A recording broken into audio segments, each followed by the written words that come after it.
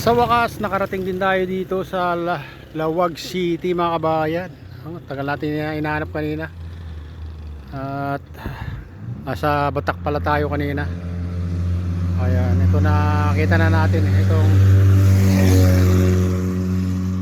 welcome to Lawag City. Ayan, at pupunta naman tayo sa pasukin mga kabayan.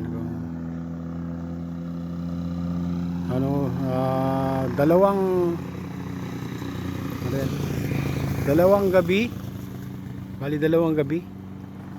dalawang araw mga kabayan yung natin, biyahe natin. So, punta na yung nakarating dito sa Lawag City. At pupunta na tayo sa pasukin. Tara na, samahan niyo ako.